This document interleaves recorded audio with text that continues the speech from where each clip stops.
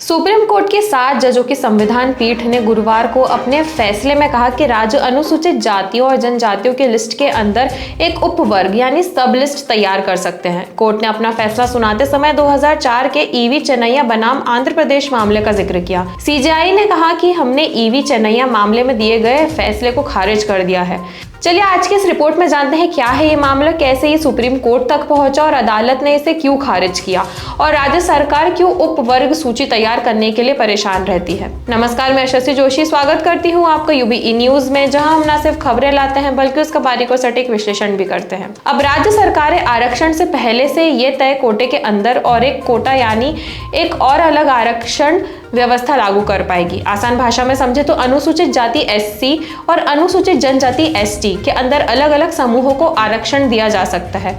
ऐसा इसलिए किया जा सकता है ताकि उन समूहों को फायदा मिले जो सामाजिक या आर्थिक रूप से कमजोर हैं। इसे ही कोटे के अंदर कोटा लगाना कहा जाता है, जिसकी मंजूरी सुप्रीम कोर्ट ने गुरुवार को अपने फैसले के जरिए दी। इसे पंजाब के उदाहरण से समझ सकते हैं। पंजाब ने अनुसूचित जातियों के लिए आरक्षित सीटों में से 50% वाल्मीकि एवं मजहमी सिख को देने का प्रावधान लागू किया था। यह फैसला सरकार ने लिया था, जिस पर पंजाब एवं हरियाणा हाई कोर्ट ने रोक लगा दी थी। अब सुप्रीम कोर्ट ने इस पर फैसला सुनाया है। सुप्रीम कोर्ट की 7 जजों की संविधान पीठ ने अपने फैसले में कहा कि राज्य अनुसूचित जातियों और जनजातियों के लिस्ट के अंदर एक उपवर्ग यानी सब लिस्ट तैयार कर सकते हैं। कोर्ट में अपना फैसला सुनाते समय 2004 के ईवी चेन्नैया बनाम आंध्र प्रदेश मामले का जिक्र हुआ। सीजेआई ने कहा कि हमने 2004 में ईवी चेन्नैया मामले में दिए गए फैसले को खारिज कर दिया है। लेकिन क्या है ये ईवी चेन्नैया मामला? इस पूरे मामले को समझने से पहले ये जानना जरूरी है कि आरक्षण में कौन कौन सी जातियों को शामिल किया जाएगा। इसकी पूरी सूची राष्ट्रपति भवन में जारी होती है। अब इस मामले पर आते हैं। भारत के संविधान के अनुच्छेद 341 के तहत अनुसूचित जातियों की सूची तैयार की गई है। इस सूची में उन समूहों की पहचान करने के लिए आंध्र प्रदेश राज्य ने न्यायमूर्ति रामचंद्र राजू की अध्यक्षता में एक आयोग बनाया था, जो राज्य के व्यवसायिक कॉलेजों में प्रवेश और राज्य की सेवाओं में नियुक्ति में अनुसूचित जातियों के आरक्षण का लाभ हासिल नहीं कर पाए थे। आयोग की रिपोर्ट के सामने आने के बाद कुछ मुकदमे दर्ज हुए। राज्य ने इस रिपोर्ट को राष्ट्रीय अनुसूचित जाति आयोग को भेजा। न्यायमूर्ति रामचंद्र राजू आयोग की रिपोर्ट को स्वीकार करते हुए राज्य ने एक अध्यादेश के जरिए राष्ट्रपति सूची में सूचीबद्ध 57 जातियों को परस्पर पिछड़ेपन के आधार पर 4 समूहों में बांटा। इसमें हर समूह के लिए आरक्षण में अलग कोटा तय किया। इस प्रकार राष्ट्रपति की तरफ से जारी सूची में शामिल जातियों को ए, बी और सी और डी के रूप में वर्गीकृत किया गया। भारतीय संविधान के अनुच्छेद 15(4) और 16(4) के तहत अनुसूचित जातियों को राज्य के शैक्षणिक संस्थानों और राज्य की सेवाओं में पिछड़े वर्ग के लिए 15% आरक्षण देने के लिए 4 भागों में बांटा गया। इसमें ग्रुप ए को 1%, ग्रुप बी को 7%, ग्रुप सी को 6% और ग्रुप डी को 1% आरक्षण देने की बात कही गई। लेकिन अब समझते हैं कि यह मामला कोर्ट कैसे पहुंचा।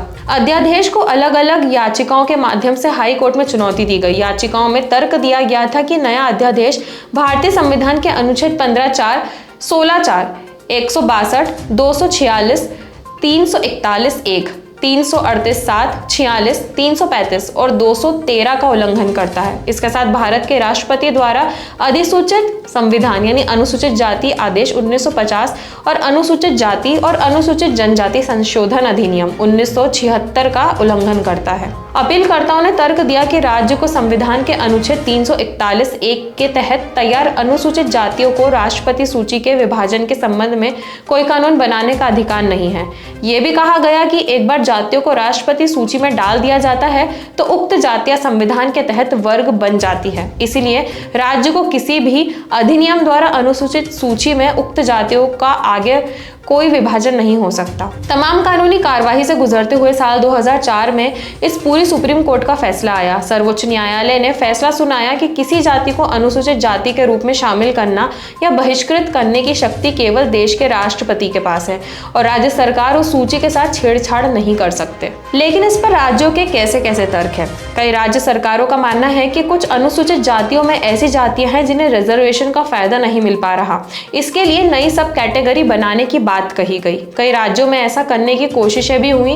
राज्यों में आरक्षण को लेकर गुणागणित करने की नई कैटेगरी बनाने का एक मकसद वोट बैंक को आकर्षित करना भी होता है। ये वही वजह है कि ऐसे मामलों में कई बार राज्य सरकार और विपक्ष में जोरदार बहस होती है।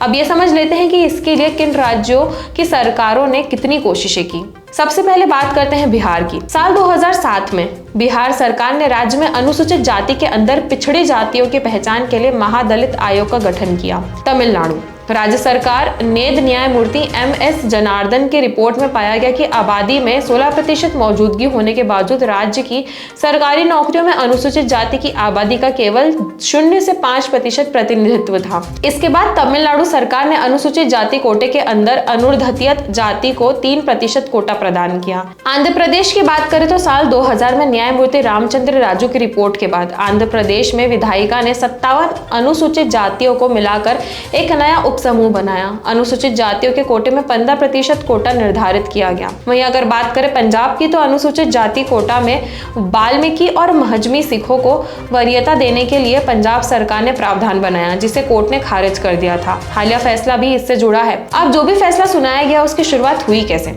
पंजाब सरकार ने अनुसूचित जातियों के लिए आरक्षित सीटों में से 50% वाल्मीकि एवं मजहमी सिख को देने का प्रावधान लागू किया था, जिस पर पंजाब एवं हरियाणा हाईकोर्ट ने रोक लगा दी थी। हाईकोर्ट के फैसले के खिलाफ पंजाब सरकार सुप्रीम कोर्ट पहुंची। साल 2020 में सुप्रीम कोर्ट की 5 जजों की संविधान पीठ ने कहा कि वंचित तक लाभ उठाने के लिए ये जरूरी है। मामला 2 पीठों के अलग अलग फैसलों के बाद 7 जजों की पीठ को भेजा गया था, जिसके बाद अब फैसला आया और सुप्रीम कोर्ट ने कहा है कि राज्य अनुसूचित जातियों और जनजातियों के लिस्ट के अंदर एक उपवर्ग यानी सब लिस्ट तैयार कर सकते हैं। तो यह थी हमारी आज की खास रिपोर्ट और आपको यह कैसी लगी अपने विचार हमसे जरूर साझा करें। वीडियो को लाइक और शेयर करें, साथ ही चैनल को सब्सक्राइब जरूर करें। UBE न्यूज आपके लिए लाता रहेगा देश विदेश से जुड़ी ऐसी ही खबरें। तब तक के लिए धन्यवाद।